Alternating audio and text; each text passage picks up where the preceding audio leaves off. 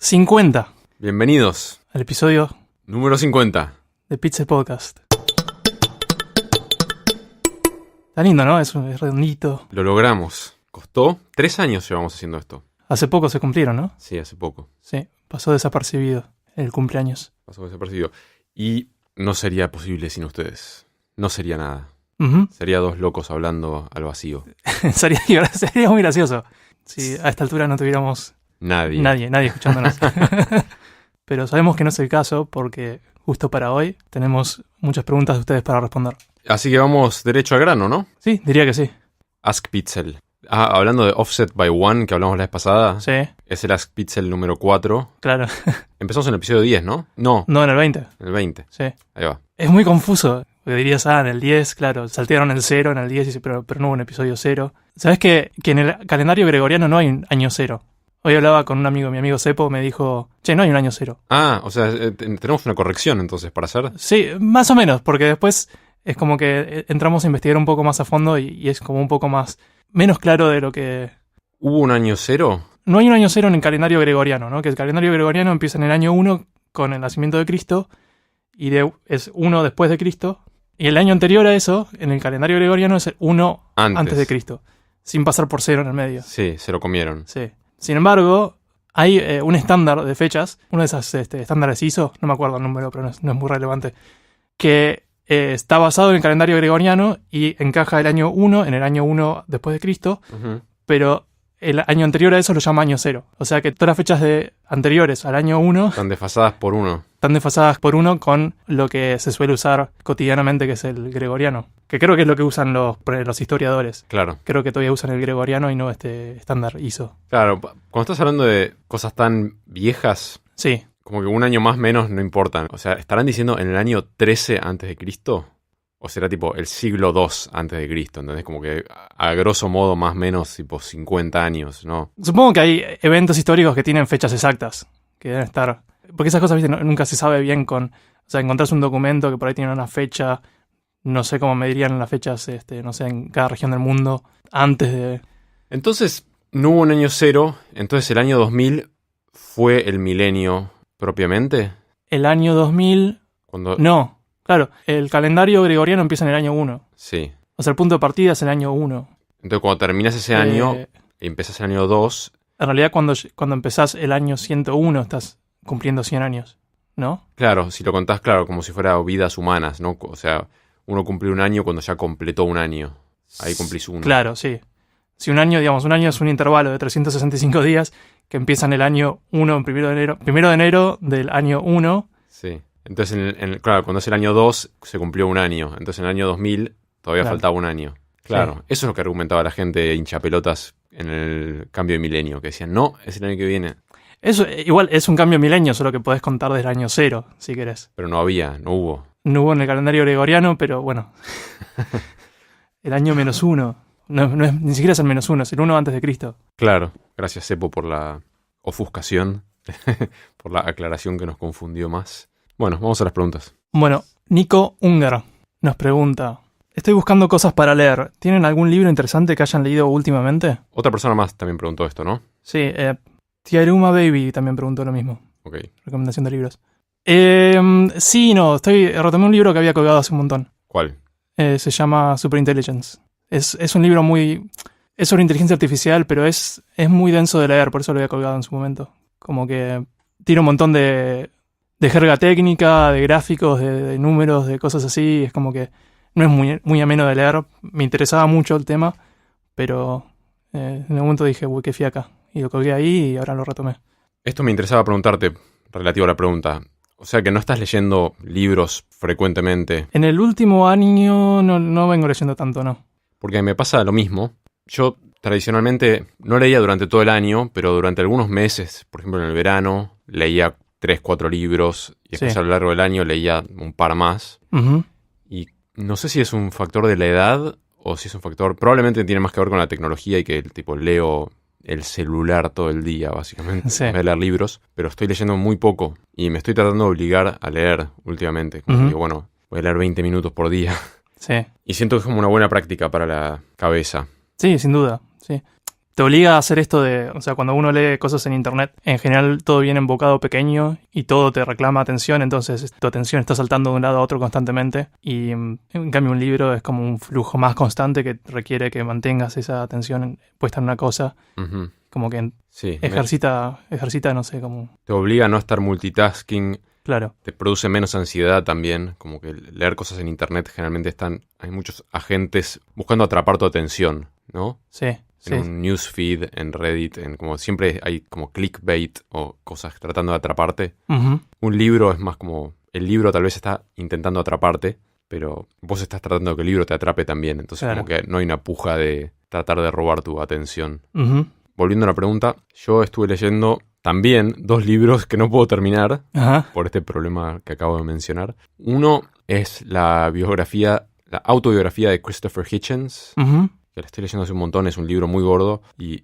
me resulta bastante denso, pero me gusta mucho leerlo igual. Se llama Hitch 22, sí. como haciendo alusión a Catch 22. Catch 22, el libro de Joseph Heller. Ajá. Que ese es un libro que me gustó mucho, dicho sea de paso.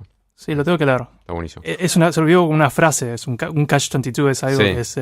que es una especie de paradoja, ¿no? Como, Sí, es como una situación imposible de ganar. claro, El ejemplo que daban en el libro era que el tipo era piloto de avión en el ejército sí, y estaba en una zona de guerra y el tipo quería volver a su casa, no quería pelear más. Y la única forma de que te dejen ir a tu casa era si te declarabas que estabas loco. claro, Y el tipo decía, quiero irme a mi casa porque estoy loco. Y le decían, no, pero el hecho de que vos quieras ir a tu casa demuestra de que estás cuerdo. Porque Claro. esta situación es muy peligrosa y habría que estar loco para querer estar acá. Entonces tenés que quedarte. claro. Era algo así, como en un ciclo que si estabas loco significaba que estabas cuerdo, básicamente. Escuché algo muy similar a esto que estás diciendo, pero en un podcast hablando sobre alguien real. Hablaba alguien de un manicomio que trataba con gente con sociopatía o psicopatía. Y estaba este paciente que era un psicópata, o estaba diagnosticado como psicópata, y el tipo se comportaba muy bien dentro del manicomio y quería demostrar que estaba sano para que lo dejaran salir. Sí, Y los médicos decían, no, pero el hecho de que esté actuando así es parte de su psicopatía. El tipo puede Claro. controlar su psicopatía y actuar normalmente para hacernos creer. claro. Y es como que no tenía forma de demostrar que no. Claro, es un Catch-22. Bueno, ese libro lo recomiendo, pero a la vez Christopher Hitchens, volviendo a Hitch-22, Sí, es un tipo súper intelectual y erudito y mismo en el libro te va enumerando los libros que él va leyendo cuando tenía tipo 15 años. Te va hablando de un libro y comparándolo con otro y cuando leí La Odisea y lo compara con cuando leyó, no sé. claro. Y el hecho de no haber leído todos esos textos te va dejando un poquito como perdido. Más allá de eso, está muy bueno. Es autobiografía. Sí. Y es como un buen documento histórico también, me parece. Y después estuve leyendo un libro que se llama Now, The Physics of Time. Es un libro de, a ver, ¿para quién es? Richard A. Muller. Y es un libro que trata de explicar qué es el ahora, el momento. Es como que es una pregunta muy difícil de responder y es algo muy elusivo, ¿qué es ahora? Ujú, Y es otro libro que me costó mucho leer porque aborda muchas cosas de física claro. y con algo de matemática en el medio y entiendo un poco cómo funciona la relatividad y estudié un poco de eso en física, pero así todo el libro es bastante complejo. Pero bueno, nada, ¿qué estamos leyendo? Eso. Ujú. Bueno, yo voy a recomendar un libro de Carl Sagan que se llama The Demon Haunted World, como el mundo Casado por demonios. no casado, sino embrujado por... Embrujado, sí. Embrujado es... No sé cuál es la traducción a castellano. El libro tiene un subtítulo que es Science as a Candle in the Dark, como la ciencia como una vela en la oscuridad. Es un libro, es medio una introducción al escepticismo científico y habla mucho sobre pseudociencia y creencias.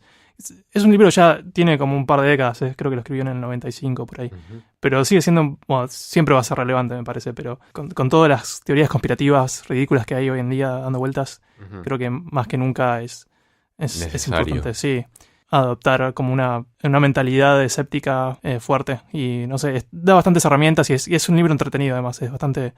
Cuenta cosas divertidas, además de dar buenas herramientas para pensar escépticamente. Ujú. ¿Cómo se llama de vuelta? The Demon Haunted World. Ok, lo ponemos en las notas. Sí, después lo ponemos en las notas, ponemos todo. Buenísimo. Estuvimos usando la tecnología millennial y pedimos preguntas por formulario de preguntas de Instagram Stories. Nunca había usado antes. Y recibimos un montón de preguntas Ujú. por ese medio. Y F. Prats preguntó, ¿alguno de ustedes utiliza reglas mnemotécnicas ahora o en el pasado o ejercitan la memoria? ¿Tenés una respuesta? En el pasado seguro he usado algunas en el Sokatoa. colegio. Sokatoa Sí, usaste. bueno, esa todavía. Sí. Pasa que nunca tengo que usar trigonometría, No, pero... ¿Para música se usan? Tiene que haber alguna. Sí, yo nunca usé, pero usan, por ejemplo, para enseñar el pentagrama, en inglés había, como las notas son letras, ¿viste? Y las líneas, por ejemplo, en clave de sol, mi, sol, si, re, fa, Sí. las 5 líneas, es E, G, B, D, F, y usan tipo, every good boy does fine. Es una regla memotécnica para... Claro. Pero en música no te sirve mucho. Si tenés que leer un pentagrama y tenés que localizar una nota en una centésima de segundo y estás diciendo, a ver, esta está justo en la quinta línea. Every good boy does fine. Ah, es un fa. O sea, uso de esa época, reglas memotécnicas, pero no me pasa que tengo que memorizar mucho. ¿Vos? Yo uso todo el tiempo, últimamente, porque para aprender kanji, que son los ideogramas japoneses, Ajá. son muchos y complicados y tienen a veces muchas lecturas de distintos sonidos. Un mismo símbolo puede tener distintos sonidos. Estoy usando una aplicación que tiene un montón de, mnemonics, reglas mnemotécnicas. Es Sí. Esa es la palabra muy rara. Mnemotécnicas, muchas veces con humor, ¿sí? Pero la mayoría no tienen ni sentido, pero ayuda bastante a la memoria. Y con eso practico. ¿Y son reglas memotécnicas en japonés? No, la mayoría son, la aplicación está en inglés. O sea, se repiten muchos sonidos, entonces de repente, como que te diga, no sé, si un kanji se lee sai, Sí. entonces generalmente tratan de asociarlo con un cyborg. Ajá. Pues empieza con sai. Y así te hace una historia que te dice, bueno, mira, este kanji está compuesto de estas partes. Y te hace una historia que lleva a un cyborg. Y que lo asocies con el dibujito también. Claro, porque los kanjis... El dibujo tiene una relación también. Claro, o sea, un kanji en general se puede desglosar en pequeños otros subsimbolitos Sí. que tienen sus significados. Entonces te dice, bueno, no sé, arbolito, oveja y ojo, no sé, significa esto otro. Pero te hace una historia con esos componentes para que te ayude a memorizar. Y ayuda. ¿Y ejercitas la memoria? Sí, también por lo mismo, porque existe esta técnica que se llama Space Repetition Learning, creo que se llama, Ujú. que es esta idea de que si tenés que aprender algo de memoria, aplica mucho de nuevo a lo de aprender japonés, o cualquier idioma en realidad, si querés aprender vocabulario. Como que algo que aprendés ahora, ponele en 10 minutos todavía te lo vas a acordar, ponele, pero mañana tal vez te lo olvides. Ujú. Entonces la idea es, bueno, aprendés esto nuevo, te lo pregunto de nuevo en 1 hora. Si me lo respondes bien, te lo pateo hasta mañana. Si lo respondes bien mañana, te lo pateo hasta dentro de 1 semana. Pero si lo respondes mal, Sí. te lo hago testear más pronto. Sí. O sea, hay aplicaciones que hacen esto. Y es como una forma más eficiente de aprender cosas, porque no estás repasando lo mismo constantemente cuando ya más o menos lo sabes. O sea, te hace repasar más seguido las cosas que respondiste mal que tenés flojas. Claro. Y se va fijando tu retención temporal de esas cosas. Claro. Me acuerdo de haber visto un video, una charla TED, de un tipo que había memorizado miles de decimales de pi, o había memorizado, no sé, era como especialista en memoria. Sí. Y el tipo contaba que su técnica para memorizar... Me hiciste acordar con esto de Space Recognition. Space Repetition. Space Repetition. O sea, Es repetición distinto, espaciada, No tiene nada que ver con eso. Pero el tipo decía que, o sea, si yo te digo memorizate este número de teléfono, por ejemplo, y te lo digo una vez ahora, lo más probable es que mañana no te lo acuerdes más. Salvo que lo estés usando frecuentemente. Sí. Lo que el tipo decía es que, en cambio, si te cuento una historia y tiene un ingrediente visual, espacial, Sí. es más probable que lo puedas fijar. Entonces, no me acuerdo si, o sea, este video lo vi hace un montón y no me acuerdo si aplica a números, creo que aplica a cualquier cosa. Entonces, si te digo, imagínate que estás en tu casa y salís por la puerta y hay 4 osos. Sí. Los 4 osos, tipo norte, sur, este, oeste, vienen tipo de las 4 direcciones y te abrazan, Claro. ¿no? 4 osos te abrazaron. Bajaste la escalera hacia la planta baja y había Sí. una Ferrari, ¿no? Y entraste a la Ferrari y había 2 chicas Sí. en trajes de baño. Sí. Como que 412 no te lo olvidas ya. Claro. Y así, Pero el tipo sigue inventando historias para todos los números de pi. De grupos, tal vez. no sé, supongo que sí. Es medio lento. Pero... Sí, supongo que con pi, o sea, se deben repetir cada tanto patrones, no sé, bueno, secuencias de 2, 3 números se deben repetir bastante y por ahí tiene formas de memorizar así de grupos, ¿no? Tal vez, en vez de, Ujú. de memorizar número por número. ¿Que hay secuencias que se van repitiendo? Creo que no. Sí, todas las secuencias, o sea, secuencias de tamaño finito se van a repetir siempre, porque están todos los números, o sea, no están todos una vez, ¿no? O sea, la secuencia 1, 2 obviamente se va a repetir. Sí, pero es una secuencia muy chica. Decís que va a Claro, decir... pero digo, eso se lo va encontrando. O sea, empieza por ahí memorizando, no sé, Claro. de un número por número. Sí, Pero después, cada vez que se encuentra el número 1, 2, 3, le es fácil memorizarlo. 1, 2, 3 seguro que es fácil memorizar claro. porque es 1, 2, 3. Sí. Pero probablemente así agrupaciones Claro. de cosas que le Sí, resultan más probablemente fáciles sí, es cierto. Tengo ganas de ver ese video ahora porque siento que lo debo haber destrozado. Como, tipo, hablando justo de memoria, tipo, lo que retuve del video es... Andás a ver. Sí, A saber qué retuve. Bueno, lo damos por... respondida. Sí, Yo sí. desconfío muchísimo de mi memoria. Está muy bien. Uso calendar, meto todo lo que no me puedo olvidar, me lo pongo como un evento del calendar del día siguiente, por ejemplo, o pongo cosas fijas en horarios. Sí, yo también creo que casi todos tenemos bastante mala memoria. Y justo el otro día estaba tratando de encontrar alguna aplicación que me permita llevar como un log de todo lo que hago. O sea, Sí, no sé. yo pienso en esto también, una aplicación que sea tipo el cerebro, básicamente. O Sí, sea, que puedas depositarle cualquier cantidad de información enquilombada y que lo ordene. claro. Pero ¿Qué tengo que solo, estar solo haciendo? ¿Qué me acordé ayer?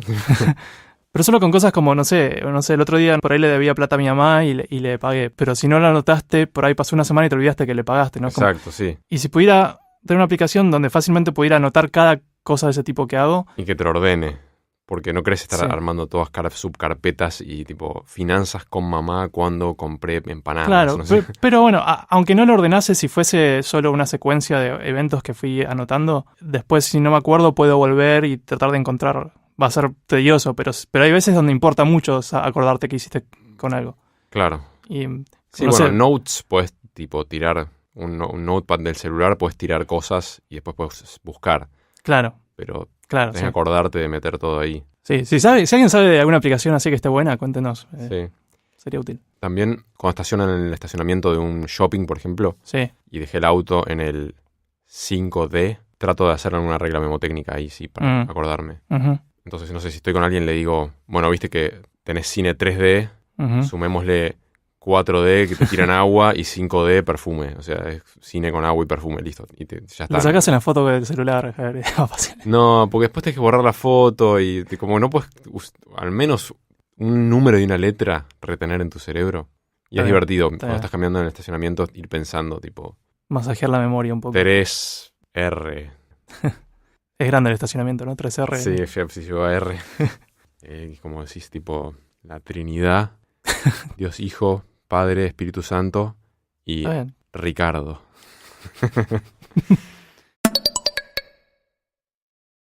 David Gustavo, y como a David Gustavo le gusta preguntar cosas muy simples, pregunta, ¿cómo funciona el cerebro? ¿Cómo funciona el cerebro?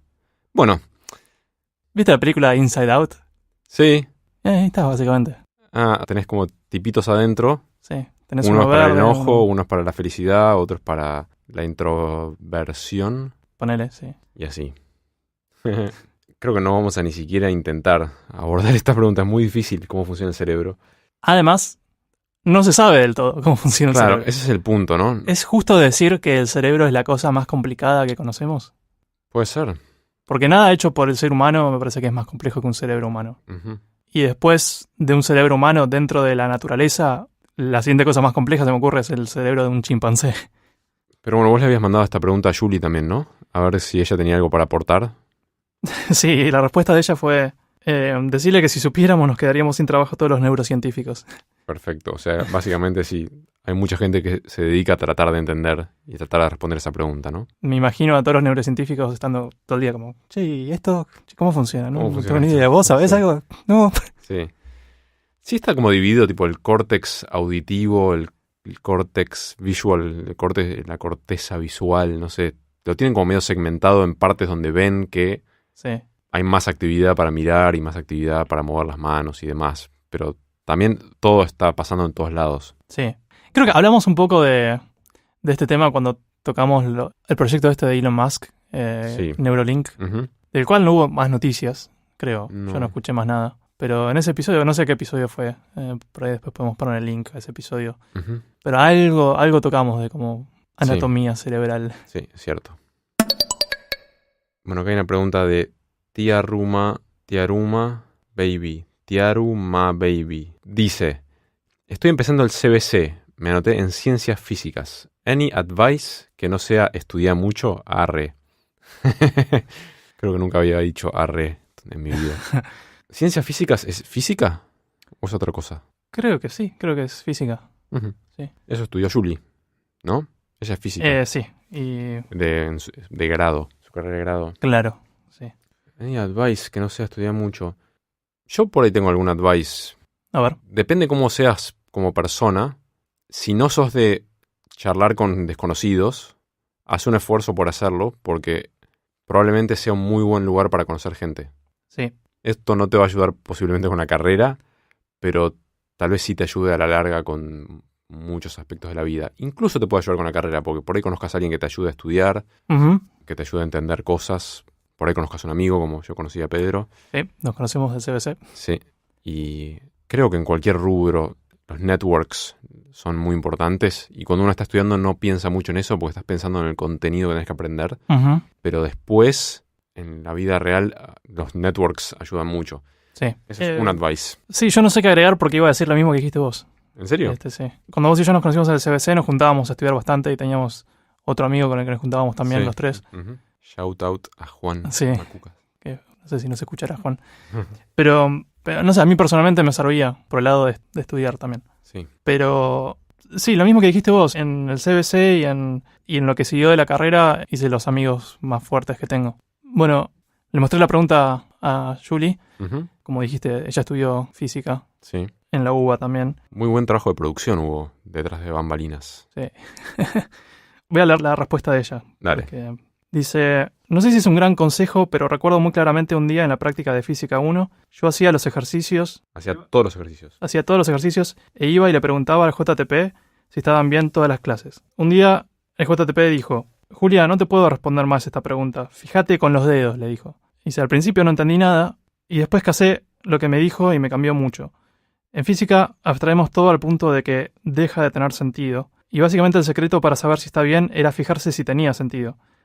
Sentido físico, ¿no? En el mundo real. Ujú. Reemplazar imaginariamente los resultados abstractos con números ridículos. Si esto fuera diminuto, si esto fuera enorme, por ejemplo, o si algo fuera infinitamente pesado, etcétera, ¿tiene sentido? ¿Es razonable? O sea, como un ejercicio, supongo, de... Claro. No sé, un ejercicio medio de física de objetos. Claro, probar de poner un número grande, un número chico y ver cómo reacciona Claro. tu fórmula. Claro, o sea, pensar que la matemática que vos estás aplicando en tu ejercicio está representando cosas del mundo real. Entonces podés jugar un poco con esos números y ver si sigue teniendo sentido cuando le pones cosas ridículas. Ujú. Y dice, bueno, ese fue el mejor consejo que me dieron en la carrera. Además de que es obvio que hay que estudiar mucho, jaja. Arre. Y lo otro que... ¿Te parece que hay que aclarar lo que es JTP? O todo el mundo sabe lo que es JTP. JTP, sí, bueno, el jefe de trabajos prácticos es, Por si alguien tenía esa duda. No sé. sí, es la persona que está a cargo de dar las prácticas. Y sigue, Julie. Sí, lo otro que dijo, lo voy a resumir. Básicamente dice que cuando tenía un examen, ella trataba de estudiar el día anterior y después dormir, y el día del examen no maquinarse, no ponerse a estudiar Ujú. hasta el último momento del examen, porque muchas veces eso no ayuda, y por cómo funciona un poco el cerebro. O sea, es como que el dormir ayuda mucho a solidificar lo que uno aprende, Ujú. y cuando vos estudias el mismo día del examen hasta el último momento, quizá es como que le estás sacando muy poco provecho. Además de que vas a estar gastando energía tratando de meter esos datos en tu cabeza. Sí. Sí, yo la mayoría de mi tiempo de estudiar en la universidad estudié música, ¿no? Y en música no existe apilar conocimientos a último momento. No te sirve de nada. No se me ocurre un examen que haya dado en el cual 5 horas antes algo puede haber cambiado. O sea, que en 5 horas antes del examen yo pueda haber metido algún conocimiento, porque todo lo práctico es práctico. O sea, te decían, bueno, ahora toca tal escala usando tal pattern, no sé, para demostrar que sos fluido en eso. Si no lo practicaste, no sé, media hora por día durante un mes, Ujú. no lo puedes hacer. Claro. O sea, y cómo lo hagas refleja cuánto lo practicaste espaciadamente en el tiempo. Claro, sí. Es como practicar para una maratón el día antes. No Claro, se puede hacer. No se puede. En realidad calculo que para ser realmente bueno, aunque sea en física también, cuanto más lo puedas espaciar en el tiempo, o sea, no se estudia mucho, sino estudia a menudo, ¿no? Sí. Supongo. Habiendo dicho esto, hay materias que uno sabe que no son importantes para tu carrera, no te interesan y lo único que querés hacer es aprobar el examen, ¿no? Sí, Y pasa, sí. En esas materias por ahí es válido decir, hacer lo que tengas que hacer para meter el mínimo de información necesaria en tu cerebro por el mínimo de tiempo posible para Claro. ponerlo en el examen y olvidarte, porque si realmente no te interesa, o sea, para mí el tip número 1 es hacer que te interese. O sea, si a mí algo no me interesa no me lo voy a acordar jamás. Sí. Pero bueno, si es algo realmente trivial, zafala, como puedas. Sí. Siguiente pregunta. Vale. Acá solamente Tauri en Instagram, no sé si está troleando o si está preguntando genuinamente. Depende si escuchó o no nuestro episodio acerca de este tema. Pero nos pregunta, ¿la faina arriba o abajo? Con lo cual ya hemos dedicado horas a este debate. Sí. Refiérase, por favor, al episodio 22, Pixel episodio 22. Sí, que tiene un emoji. Sí, titulado Emoji de pizza. ¿Es ese, no? El que hablamos del faina. Sí. Probablemente hayamos hablado de esto en más de un episodio, sí. pero... Así que no lo vamos a hacer mucho más. Pero mi punto de vista, por si alguien no se acuerda, es probar las dos maneras y después hablamos. Uh-huh. No asumas que es de una manera, probalo. Cuerpo de Pixel, buen apodo, Uh-huh. dice, ¿cuánto tiempo le lleva a grabar un EP? Un episodio, no un EP, Uh-huh. un EP. A ver, grabar solamente, Sí. o sea, lo que estamos haciendo en este instante, Desde que ponemos rec hasta que ponemos stop, sí, en promedio, 2 horas. 2 horas algo, sí, Sí. A veces menos, a veces más. sí. Pero siempre hay un antes, que es como una previa de mucho café, como 1 hora de lectura o más, dependiendo de... O menos. O menos a veces también, dependiendo de lo que vayamos a hablar. Sí. Sí, si hubiera un micrófono grabando todo el tiempo, podríamos hacer 3 episodios. Porque nos juntamos, charlamos de la vida un poco. Claro. Hay momentos que decimos, esto hubiera estado bueno grabarlo. Y otros momentos que es más tipo cosas personales o banalidades totales. Sí. Tipo, no sé, me agarraron 3 semáforos.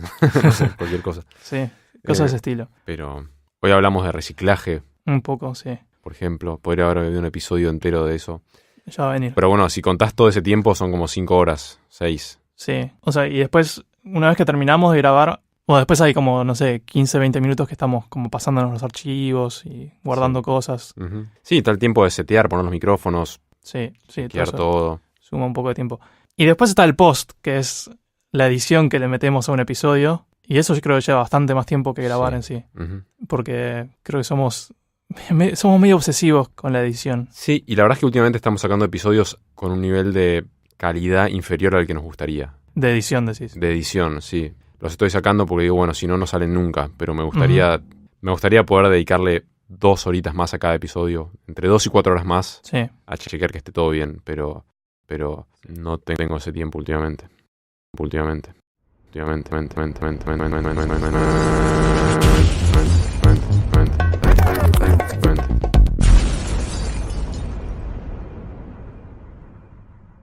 No tengo ese tiempo últimamente. Y creo que yo personalmente no mido el tiempo que me lleva a editar, pero deben ser entre 4 o 5 horas por episodio. Hago como varias pasadas. Sí, es que pensá que si tenés 2 horas de audio grabado y tenés que editar eso, tenés que escucharlo por lo menos 3 veces y vas frenando y chequeando si tu edición estuvo bien o no. Uh-huh. Y el tiempo vuela. Sí. Es mucho tiempo. Sí. Ova Lescano preguntó, ¿a quién les gustaría entrevistar para el podcast? ¿Tenés a alguien en mente? Esto es algo real, tiene que ser una respuesta realista. Vayamos con gente viva. Sí. No sé si sería interesante, pero hace mucho hablamos de Criónica. Sí. Y no sé si alguna vez lo mencionamos, pero hubo una noticia, no sé si después de que nosotros grabamos el episodio o alrededor de ese tiempo, que El argentino. un argentino que está, al menos el primero en registrarse para ser crionizado. Ajá. ¿Te gustaría hablar con él? Tengo mis preguntas para él. Y tal vez el tipo Se coparía. se coparía. Yo no sé si sería una entrevista corta porque tal vez mis preguntas son, sí, es esto otro y listo. Y se Claro. terminó. Pero no sé, me parecería interesante hablar con él.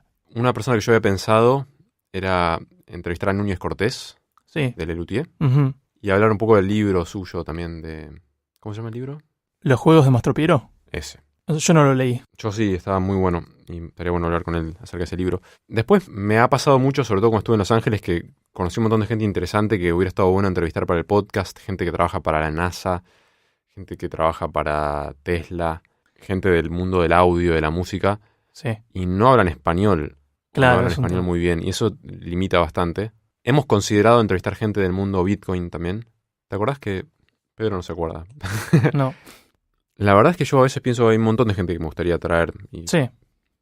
es un proceso medio largo, no es muy expeditivo y Grabar un episodio, decís. sí, Sí, no nos hemos animado o sea, hicimos a la sospina y Sí. nos quedamos ahí. claro. Tal vez pronto. Sí, sí. Sugieran si quieren que entrevistemos a alguien y de paso saben cómo llegar a esa persona.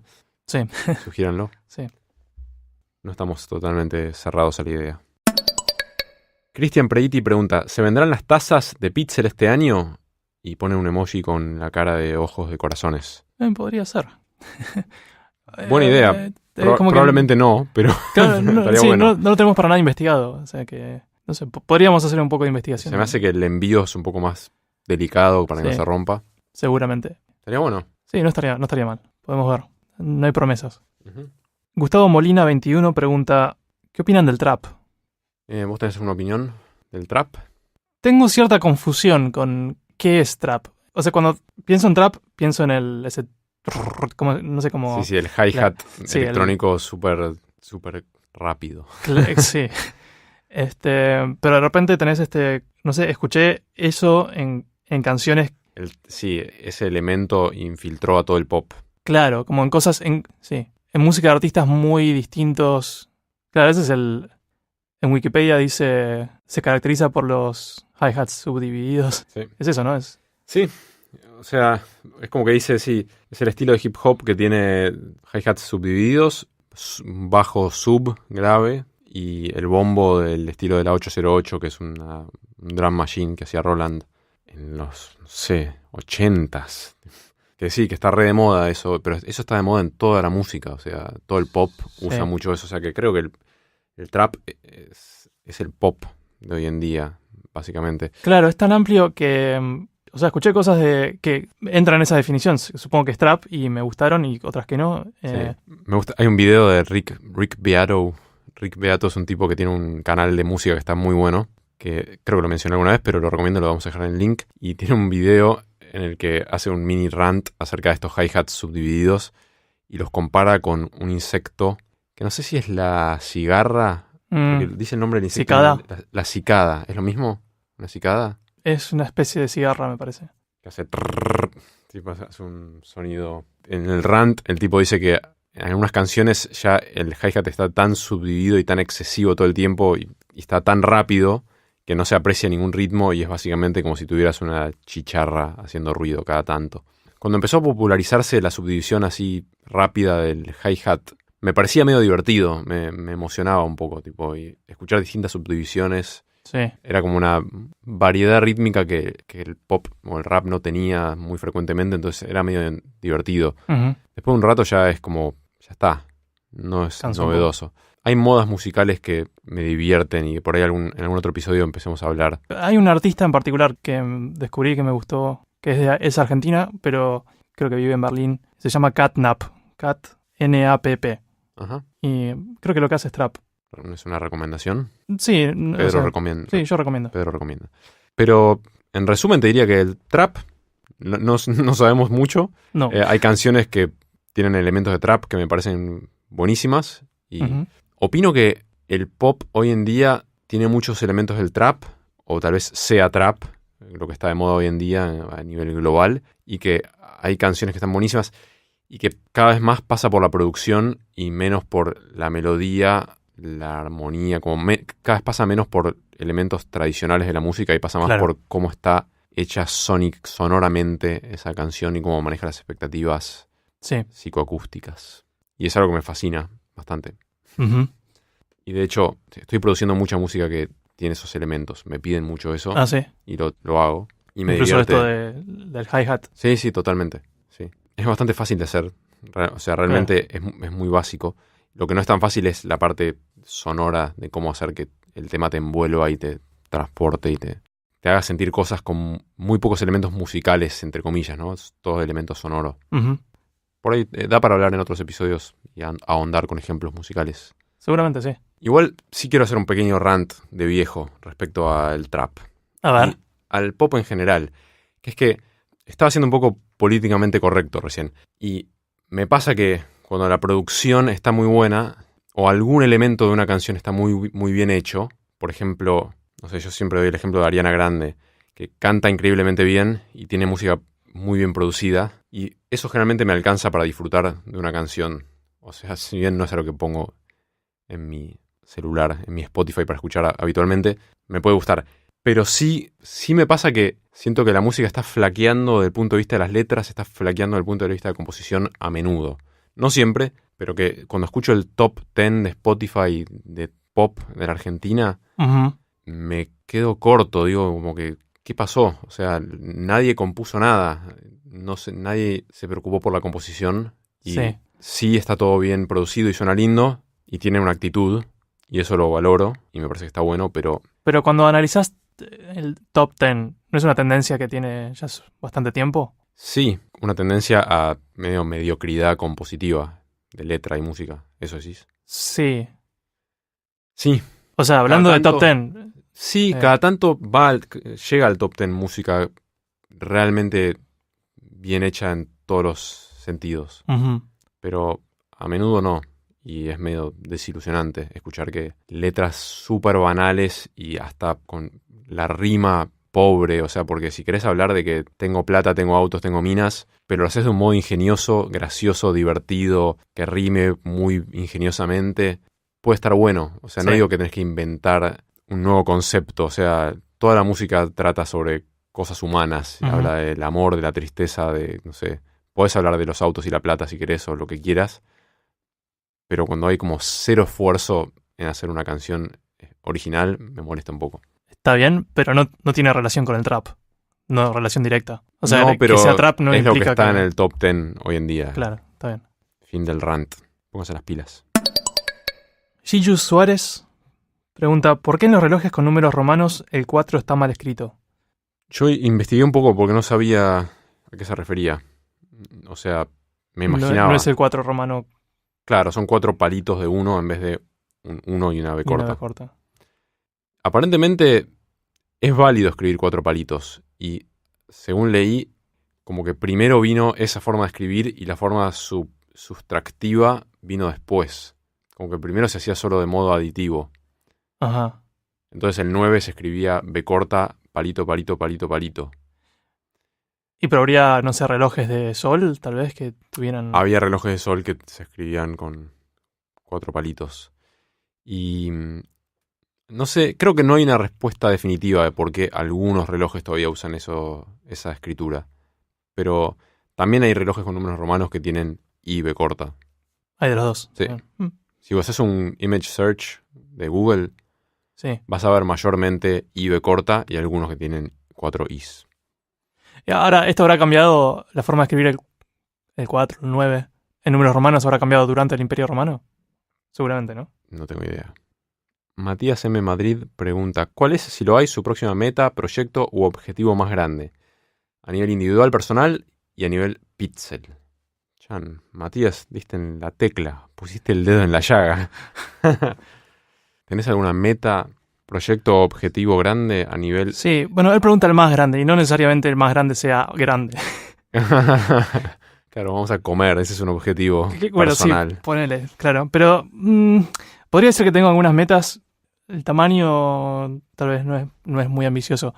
Pero uno es que estoy tratando de ser más consciente y ambientalmente y eso implica tratar de reciclar lo más posible y no simplemente tirar la basura en un contenedor donde se recicla, sino estoy tratando de averiguar bien qué ocurre con esa basura, si es que no sé, si yo tiro algo en el contenedor, eso se va a reciclar realmente o no. Así que medio que optimizar la cantidad de basura que reciclo, o sea, minimizar la basura que genero, Ujú. es una especie de pequeña meta personal que tengo en este momento. Bien, como minimizar tu huella, o sea, minimizar tus residuos y seguir el camino y estar más consciente del camino de a dónde van a parar tus residuos.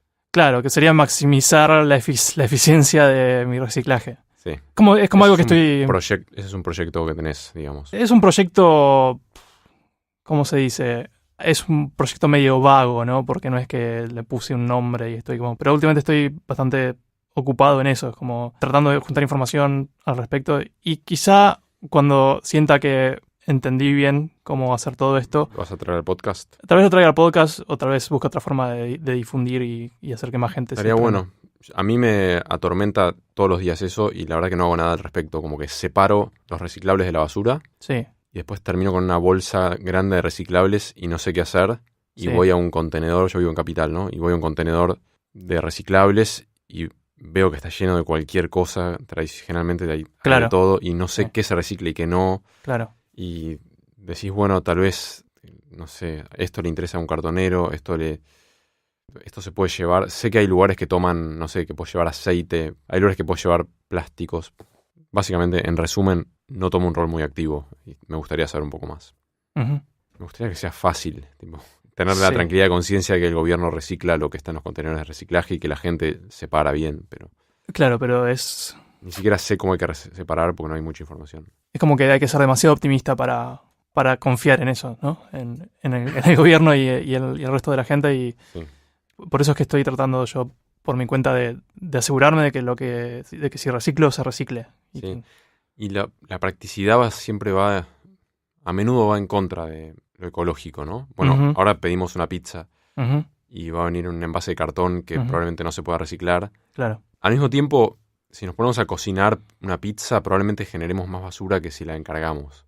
Porque el plástico Sí. va a venir en porciones chicas envueltas en... el queso va a venir en una porción chica envuelta en plástico y la levadura viene en un envase de metalizado y la harina, como que Sí. probablemente la empresa que hace esta pizza compra todo más grande. Sí. Pero bueno, nos estamos desviando un poco de la pregunta.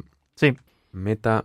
Tengo, o sea, mi otra meta, y esto va a sonar como, qué aburrido, ya lo contaste 1000 veces, pero que sigo estudiando japonés y sigo tratando de mejorarlo. Y creo que hasta no sentir que tengo un nivel más o menos avanzado de japonés no va a dejar de ser una meta. Ujú. Bueno, ahora yo te lo voy a desglosar también. Categoría profesional. Estoy trabajando bastante como compositor y productor últimamente.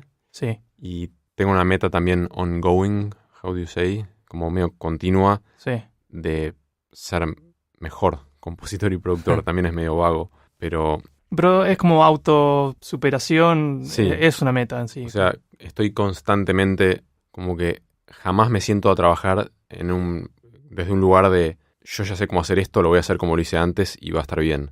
Todo el Claro. tiempo este es un desafío nuevo, ¿cómo puedo resolver esto? Es como un acertijo, ¿cómo hago que mi cliente esté súper contento cuando le mando mi composición o cuando produzco su canción? Sí, Sí, hice algo parecido antes y lo podría hacer igual, pero no voy a estar satisfecho con eso, entonces investigo en internet, escucho ejemplos de música que me gusta, pienso cómo hicieron esto. Estoy constantemente obsesionado con poder hacer una música más conmovedora que la que hice antes. Ujú.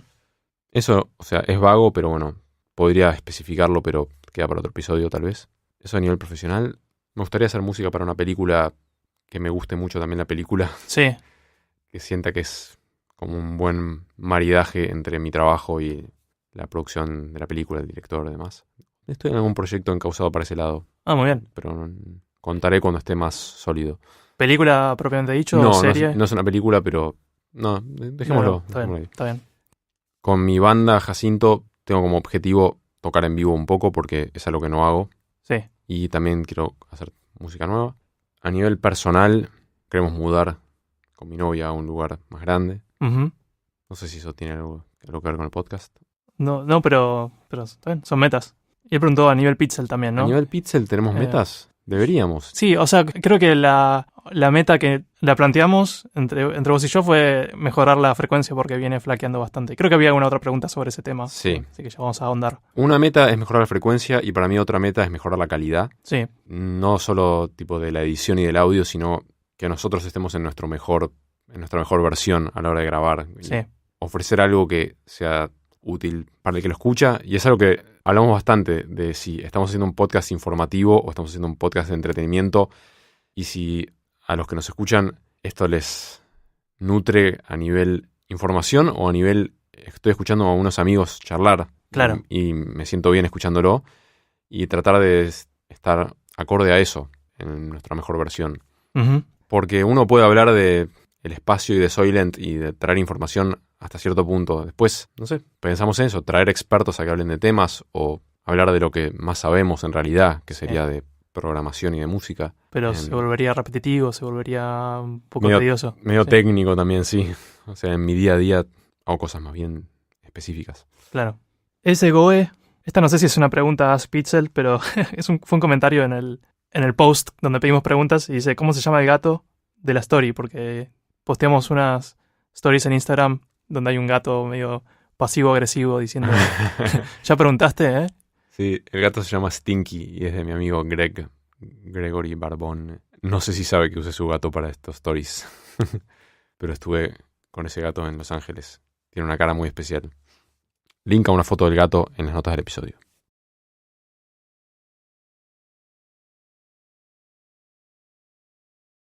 Josema Tejedor pregunta: soy profesor de filosofía y siempre les digo a mis alumnos que la posibilidad de vivir en una simulación ya fue planteada por Platón en la alegoría de la caverna. Sin embargo, con el crecimiento de la realidad virtual, la posibilidad de que se concrete el mito platónico aumentó notoriamente. Según su opinión personal y profesional, ¿en qué porcentaje creen estar viviendo en una simulación? Fundamenten sus respuestas, por favor. Postdata, a mis alumnos les paso fragmentos del podcast en clase, así que manden saludos. Hola, alumnos. Saludos. Gracias por escuchar y perdón por nuestra burrez generalizada. Fundamenten su respuesta, por favor. Es como examen de pensamiento científico. Sí, siento que no estudié, memoricé o aprendí. A ver, por partes, no sé. La alegoría de la caverna de Platón, supongo que hay que explicarlo un poco. Es esta que dice que plantea que hay unos prisioneros en una caverna que están atados y solo pueden ver el fondo de la caverna. Y atrás de ellos hay una fogata. Y cada tanto hay gente que se cruza por delante de la fogata y proyecta sombras en la pared que ellos ven. Y para ellos esa es la realidad de esas sombras. Y que quizás en algún momento uno de ellos se libera y va al mundo real. Y es como que le cuesta mucho interpretar. Por ahí va lo de la alegoría. Creo que uno puede como hacer un paralelo entre eso y el tema de si estamos en una simulación, una onda medio Matrix. Porque es como una especie de Matrix de la antigüedad eso. Sí. Pero creo que Platón no lo usaba para hablar de esa situación, de si estamos en una especie de situación de Matrix. No tan literalmente, ¿no? Creo que... Claro, no era una metáfora para una simulación. Claro. Era una metáfora para cómo uno interpreta una cosa es la realidad y por ahí la realidad la estás viendo a través de un filtro, algo así. Sí, creo que lo de Platón iba más por el lado de... Creo que la alegoría es que los prisioneros en la caverna son ignorantes y que cuando uno adquiere más conocimientos ve mejor la realidad, entiende mejor la realidad. Creo que es eso, una analogía de la ignorancia. Pero bueno, uno lo puede hacer con esa otra interpretación más moderna. Ahora, si vivimos en una simulación o no y la realidad virtual, yo creo que el tema de esto de si los videojuegos son muy cercanos a la realidad, o sea, cada vez los videojuegos se parecen más al mundo real, me parece que es un argumento bastante malo para hablar de si estamos en una simulación o no. Para mí, el tema es el siguiente. Si estamos en una simulación, sabemos que en nuestro universo, sea una simulación, entendemos un nivel de detalle bastante profundo. O sea, sabemos que estamos hechos de átomos, sabemos que, o sea, cómo más o menos funciona la física que termina en seres como nosotros, que hace que nosotros existamos y funcionamos. Si estamos en una simulación, para mí es bastante claro que no es una especie de Matrix donde hay para cada uno de nosotros otro ser que está conectado a una realidad virtual. Claro, se llamaba Brain in a Vat, como cerebro en un tupper. Claro. Ese es el nombre de esa teoría matrixiana. Claro. Así que sí, que no necesariamente hay un cerebro correspondiente, sino que somos una conciencia dentro de una computadora. Somos muchas conciencias en una computadora. Claro, sí, o sea, si estamos en una simulación, claramente esta simulación es a nivel subatómico y produce seres como nosotros dentro de la simulación, pero no es que nosotros estamos conectados a otro ser, Brain in a Vat. Y la realidad virtual y los videojuegos se aproximan más a esa otra idea. O sea, la realidad virtual es una aproximación del mundo que tu cerebro ya conoce y lo trata de engañar con eso, ¿no? O sea, mostrándole algo que se parece al mundo que tu cerebro está acostumbrado a ver. Sí. Pero si somos una simulación donde todo el universo está contenido en la simulación, entonces no hay ninguna necesidad de que nuestra simulación, nuestro universo, se parezca al universo que está por afuera, el real. Claro, sí, no simulado, ¿no? Sí. Claro, o sea, si vos jugás, no sé, el juego Lemmings, ponele. Sí, ¿Lo ubicás? sí. Bueno, no sé si es muy antiguo para que lo ubiquen. Sí, no lo va a ubicar mucha gente. Pero bueno, cualquier jueguito donde tenés personajitos, qué sé yo. Eso es una simulación del universo de los Lemmings. Sí, Por más que no sean seres conscientes, pero es una simulación de un universo más simple que el nuestro. ujú, Y de la misma forma, si nosotros estamos en una simulación, podría ser que seamos realmente una simulación muchísimo más simple que el universo externo. sí, Y no tenemos ninguna idea de qué tan complejo es el universo externo, Ujú. ni si se parece. O sea, sí, las reglas físicas del universo externo no necesariamente tienen que ser las mismas que el nuestro. no. O sea, podríamos nosotros ser los Lemmings de un universo mucho más complejo. Sí, sí, Con lo que, a lo que voy es que, o sea, los Lemmings no dirías que es, wow, hasta dónde llegó la tecnología, tenemos Lemmings. Bueno, en su momento quizás, no sé, finales del principio de los 90 tal vez era, wow, qué juego tan loco. Pero el punto es que no necesitas, para pensar que podríamos o no estar en una simulación, no necesitas realidad virtual súper avanzada. Porque cualquier simulación es una simulación de sí misma. Como, si nuestra simulación es mucho más simple que el universo externo, no se va a parecer a la realidad virtual de ese universo externo más complejo. sí, entiendo. Estás dando una vuelta de tuerca más allá del paper este. O sea, yo estaba pensando en el paper de Nick Bostrom, que es el que medio repopularizó la idea de que estamos viviendo en una simulación, ¿no? Como Ujú. que el paper que demostró para Elon Musk, al Sí. menos. Sí. Vos estás yendo más allá de eso. Estás diciendo, si vivimos en una simulación, no necesariamente hay un cuerpo correspondiente con cada persona, porque Claro. podemos ser simplemente como parte de un... Eso yo diría más que no necesariamente, yo diría Sí, definitivamente no. definitivamente. Y no solo eso, sino que la realidad base puede no tener nada que ver con la nuestra. Claro, Por lo tanto, cualquier experimento de pensamiento que tenemos nosotros es casi trivial. O sea, porque el pensamiento de Nick Bostrom asume que la realidad base se parece un poco a la nuestra. claro, pero no hay razón para pensar eso. Y la O única sea- razón para pensar eso es que no tenemos más que lo que observamos para... O sea, no podemos imaginarnos un set de reglas físicas. Sí, podemos. Y Sí. de hecho, cada videojuego es un set de reglas físicas propio. Y hay Sí. montones de videojuegos abstractos que... Sí, es cierto. Pero mi punto es que hablar de videojuegos que se parecen a nuestra realidad es irrelevante. Sí, igual... Sí. ¿Quién habló de videojuegos acá? No.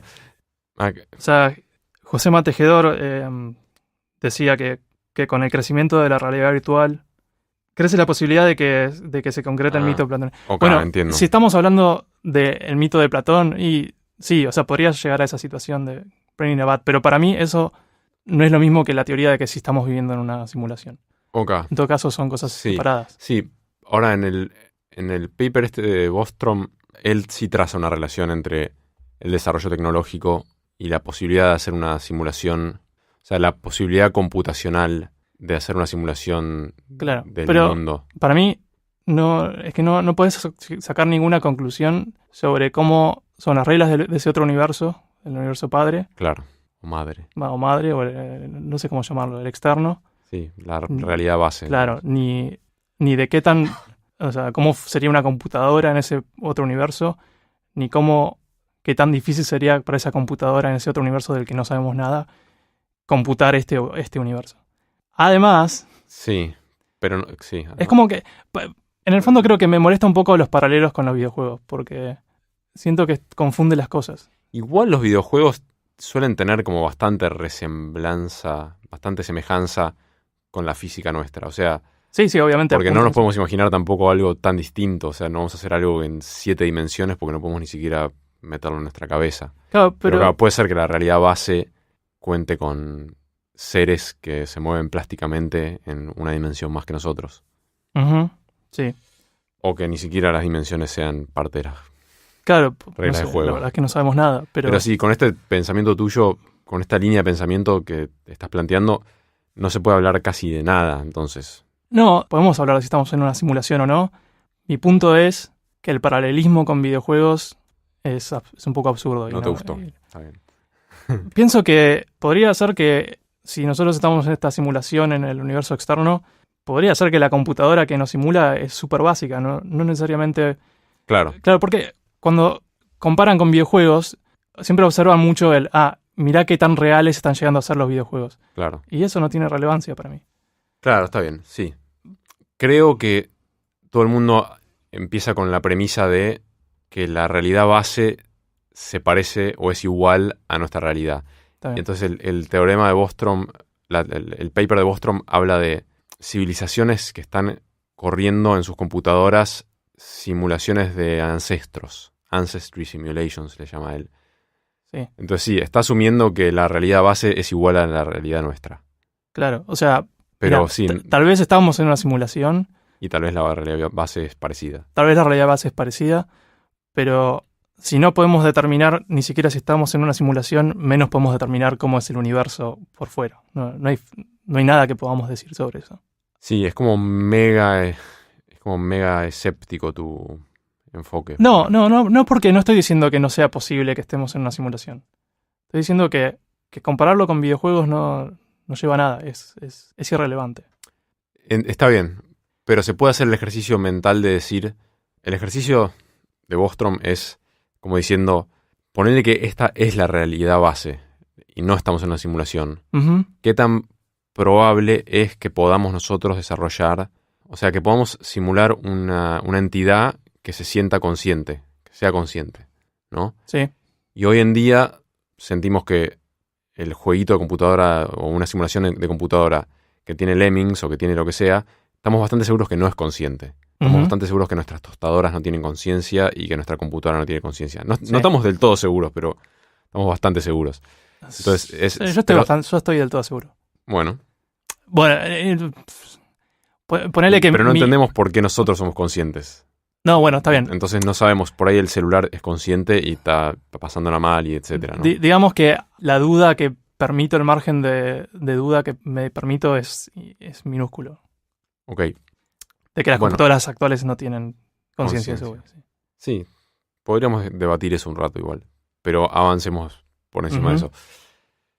La idea es que vamos a poder tener una tecnología más avanzada que sí pueda hacer la cantidad de computaciones necesarias para como simular un cerebro humano Sí. y posiblemente eso sea consciente.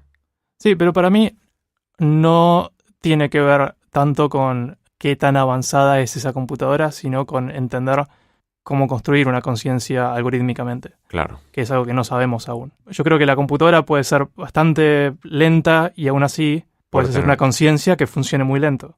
claro. Sí, es como no sabemos qué hace una conciencia, como cuáles son los ingredientes, pero Ujú. al igual que no sabemos bien cómo construir un ser humano, pero podemos de repente clonar un ser humano. O podemos, como sabemos tipo unir Claro. las partecitas, tipo in vitro, y Sí. generamos un ser humano y decimos, bueno, esto lo hice yo. Y decimos, bueno, por ahí si podemos... Llegas a tener una computadora que puede registrar todas las computaciones que están sucediendo en un cerebro sin entender qué son, Sí, y las copias, sí. tal vez tengas una conciencia y tal vez no sepamos si es consciente o no. Probablemente tengamos una conciencia. Tal vez se parezca muchísimo a una conciencia y nos pueda convencer de que es consciente, pero no lo sea, porque falta el ingrediente. Yo creo que sí. carne. Yo creo que si haces eso, digamos, al nivel de detalle necesario en el mundo real, lo reproducís en la computadora y obtendrías algo muy similar y lo podría llamar una conciencia. Pero tal vez si no está ligado a un cuerpo que tiene que, como, El problema, bueno, ahí... hormonas que lo llevan a tener hambre. Claro.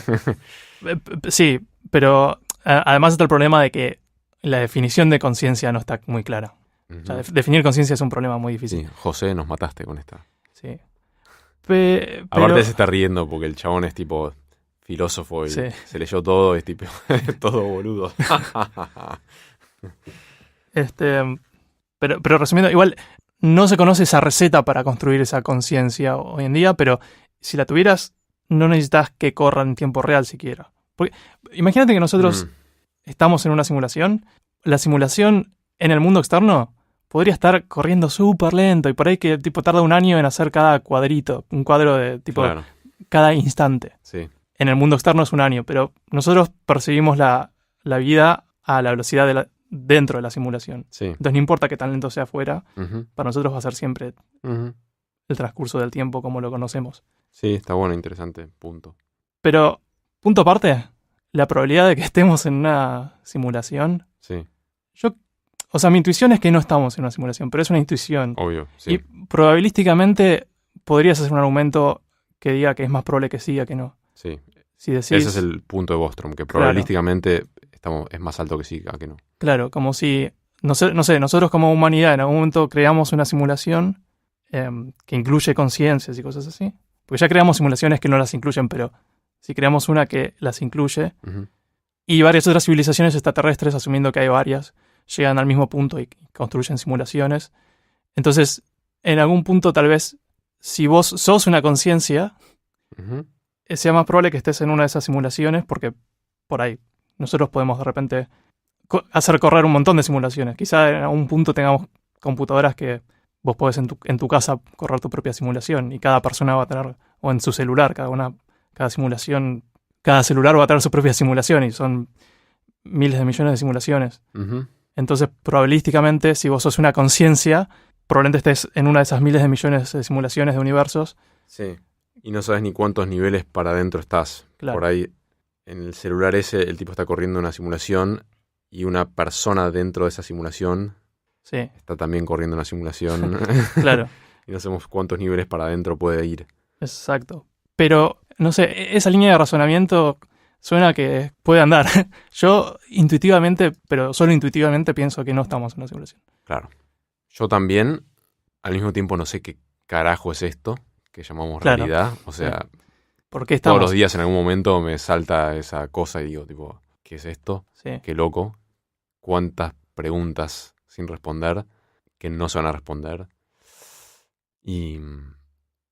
Y también me divierte la idea de decir, toda esta gente que es mucho más inteligente que yo está bastante convencida de que estamos en una simulación, que si tienen razón, ¿por qué no relajarme un poco y, no sé, tomarlo a mi ventaja, ese hecho de que Sí. probablemente esto sea una simulación y aventurar más, tomar más riesgos? Y sí. Yo creo que es irrelevante también si estamos o no. es cierto, también, Porque- sea o no, hay que tomar riesgos porque aun si no es una simulación, más razón, si esto es Claro. una realidad base, es tan improbable en todo sentido que Sí. ¿cómo no vas a hacer lo mejor de tu tiempo acá? Sí, y vos seguís existiendo en tu universo, sea contenido en otra cosa o no. Sí. Y, La pizza que nos vamos a comer va sí, a ser una mozzarella muy real. sí, aunque sea mozzarella simulada, igual es rica. Sí. No hubo otra película como Matrix que voló cabezas. Esa película, Mm, en el momento en que apareció... sí, ¿Seguimos? sigamos. Gracias por la pregunta. Siento como una responsabilidad, tipo que haya gente en un aula escuchando.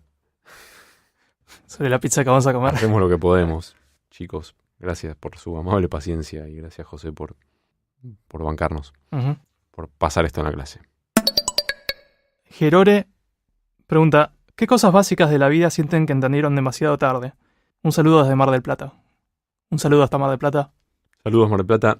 A mí me pasó varias veces con palabras que pensaba que se decían de una forma y mucho más tarde me di cuenta de que se decían de otra forma. O como que siempre las leí mal y las escuché mal. ¿Tenés algún ejemplo? Sí, el ejemplo más claro que tengo en la cabeza es posilga. Ajá. Para mí siempre había sido posiga. Ajá. Y un día descubrí que tenía una L en el medio. Y no fue hace tanto, fue hace, no sé, Sí, habrá sido hace 5 años. sí. No sé si es una de estas cosas básicas. Otra sí es que tardé mucho tiempo en aprender el orden de los meses. Mirá vos. Creo que lo terminé de aprender pasados los 20 años. Bueno, yo aprendí bastante tarde como las reglas de dónde poner tildes Sí, y igual hago bastantes errores. Todavía no Sí. lo entiendo del todo. Pero cosas básicas de la vida creo que se refería a algo más más fundamental, básico. ¿no? Pero Muchas cosas siento que las entendí tarde y después también me las olvido y las tengo que volver a entender. Como la noción de el otro y como uno está muy metido en sí mismo y de repente cuando algo te está preocupando o te produce ansiedad, si salís un minuto de vos y pensás en qué está sintiendo la otra persona, en caso de que estés interactuando con otro, y casi siempre hay un sistema de gente alrededor. sí, Sí, poder pensar en tu función dentro de esa red generalmente te ayuda a vos mismo incluso. Desde el ejemplo más tonto que se te puede ocurrir. Onda, estás en una fiesta y te sentís tenso, nervioso, porque no sabes si estás bien vestido, o no sabes si le caes bien a los demás, o no sabes si bailás bien o no. Y en el momento en el que pensás que te das cuenta que todo el mundo está teniendo una problemática similar, Ujú. y vos podés hasta ayudar a los demás con su problemática en ese momento. Y no me refiero a ponerte a psicoanalizar a todo el mundo, decir, ¿qué tal? ¿Vos también te sentís nervioso de estar acá? Sino simplemente como tratar de estar en tu modo, no sé, vulnerable en el que estás. No sé si está muy claro mi ejemplo. Y supongo que aprendí tarde que todo el mundo tiene su propio quilombo Sí, y que en el momento que lo reconoces hace que todo sea más fácil. sí. Para vos y para la otra persona también. Y uno se olvida constantemente. Ujú. Sí, es cierto. Julie nos tiró una respuesta también a esta pregunta. Ah, ¿verdad? Es una anécdota, básicamente. Cuando éramos chicos, con mis hermanos y mi mamá y yo, nos mudamos haciendo algo raro, porque fue como un intercambio de casas, prácticamente. La gente que vivía en la casa a la que nos mudamos, se mudó a la casa en donde nosotros vivíamos. Ajá. O sea, fue como, Sí. yo te doy mi casa, vos me das mi casa. Como que ambos encontraron novio a la vez. Como Claro, sí, una cosa así. Y entonces Julie dice, bueno, ella cuando pasó esto tenía 4 años. Ujú. Y ese era su único concepto de mudanza. Sí. Entonces dice, bueno, en mi mente entendí que la única forma de mudarse de una casa a la otra era encontrando a alguien que quería intercambiar casas. Muy bueno. Y recién se dio cuenta a los 12 años de que era mucho más fácil que eso. Pero no es tan fácil. No, Porque pero bueno, no es es como una que- cadena infinita de intercambios. Como que vos Sí, te pero- mudás a lo de alguien y esa persona se tiene que mudar a lo de alguien y esa persona también. Entonces como que son todas operaciones que están pasando. Sí, pero como no es que necesariamente a donde te mudás hay alguien viviendo, ¿no? O sea, vos comprás o alquilás una casa y probablemente esté ya vacía. O digamos, o la están... Sí, Y por ahí, a veces. no sé, digamos, si compras una casa, posiblemente la gente que vivía ahí se está yendo a otra casa. Pero si alquilás, quizá el dueño tiene 10 departamentos, ¿viste? Sí, con Y- los alquileres es más factible que ya se termine un contrato Claro. y ya. Sí. Pero con las compras, sí, bueno, con las compras suele ser más así como que... Suele haber alguien viviendo y que está buscando dónde ir o ya encontró y está esperando a cobrar esa plata para poder comprar su otra casa. Como que Claro, suele ser sí, una ahí sí. cadena medio infinita. Sí, sí, es cierto. Pero sí, está buena la noción de que hay que intercambiar. Sí. Walter Tronick dice: supongamos que Javier consigue una fórmula mágica para viajar en el tiempo. ¿Creen posible que si él crea canciones muy famosas de nuestro presente, podría ponerlas de moda y que sean tan exitosas como lo son en ese futuro alternativo? ¿La misma pregunta tendrá la misma respuesta para alguien que no sea músico? Saludos. Yo estimo que al menos la segunda parte de la respuesta es casi seguro no. Alguien que no sea músico. No, yo la segunda parte de la pregunta no la entendí. Creo que se refiere a que si ponerle yo que no soy músico. No sé. Si vos tuvieras que recrear Despacito en el 1500. No, creo que... Yo ¿O qué opinas vos? no sé si por ahí hay varias interpretaciones posibles de la pregunta de Walter, pero creo que él no se refiere a mucho en el pasado, sino en la misma... O sea, si yo lo interpreto así, como si en vez de Fonsi, se llama como el de Sí. Despacito, en vez de Fonsi crear Despacito, la creases vos espontáneamente, bueno, con el poder de la máquina del tiempo, pero la creas un poco antes de que O la un saque. mes antes, una hora antes, lo que sea. Claro, bueno, si obtendrías el mismo resultado. Eso es lo que yo interpreto. ¿Y la segunda parte de la pregunta? Que si es alguien que no es un músico, ¿Quién? quien viaja en el tiempo y crea Despacito. Si Ok. lo hago yo, por ejemplo, Sí. con, no sé, ponerme llevo un MP3 en mi máquina del tiempo Sí. de Despacito. Entonces lo tengo completamente ahí de referencia, pero después si lo trato de crear yo, o sea, tendría que yo llevárselo a un músico que me haga toda la producción, porque... Claro. Pero ahí ya no sería yo no músico haciéndolo, sino sería el músico que yo contrate. Sí. Bueno, yo creo que mi respuesta a la primera parte de la pregunta es que independientemente de si viajes un día al pasado, o sea, si traigo Despacito un día antes de que la compongan o 300 años, en ambos casos creo que no lograría que sea tan exitosa. En el caso de un mes antes o lo que sea, poco tiempo, hay un contexto, hay un esfuerzo de marketing, hay contactos. Ese tema pasó lo que pasó por toda una conjunción perfecta de hechos. Claro. Es decir, no es mérito total de la canción, no es solo... Claro, y Bohemian Rhapsody solo puede existir, no es solo la composición de la canción, tiene que cantarla Freddie Mercury, Sí. y todo el esfuerzo creativo que hubo en ese momento para grabarla. Y Ujú. después no sé, si lo tomás desde el punto de vista de si yo llevo el trap al año 1500, Sí. si llevara tipo una grabación, Ujú. no digamos 1500, no digamos a un año donde existen ya grabaciones, o sea, si lleva una grabación de música muy muy actual al 1930, Sí. probablemente no lo puedan creer por la fidelidad y por el sonido, como que les Sí. explote la cabeza. No sé si lo van a considerar un hit, lo van a considerar como una rareza, porque como que culturalmente no van a estar listos para... Es un fenómeno cultural que hoy nos guste el trap Claro. y que hoy nos guste el reggaetón o lo que sea. Es como Marty en Volver al Futuro que les dice, ustedes no están listos para esta canción todavía. Totalmente. No lo entienden, no la aprecian. Sí, estoy de acuerdo. Estoy de acuerdo y a la vez pasa, viste, que hay canciones que se las pones a un bebé y lo fascina. Pero bueno, por ahí un bebé es más puro y no tiene ningún preconcepto de nada. Una persona adulta necesita... Sí, No sé sí, si no es lo mismo. yo creo que un bebé, o sea, es otro tema con un bebé igual, es abrir otra puerta, pero Mm, sí, es cierto, si hablamos de una canción en su estado puro, tipo guitarra y voz, sí, y no sé, igual hay un ingrediente cultural fuerte. sí. Si llevo una canción de Johnny Mitchell que considero perfecta al año 1500, no sé cómo va a caer, no sé si les va a impresionar, no No, sé si la van a seguramente no. entender. No, pero me encantaría, no sé, ver la reacción de algún compositor clásico con música muy rara de la actualidad. Que eso, Sí. pienso que no lo comprenderían, no lo disfrutarían como música, No. pensarían que es una aberración, Sí, probablemente.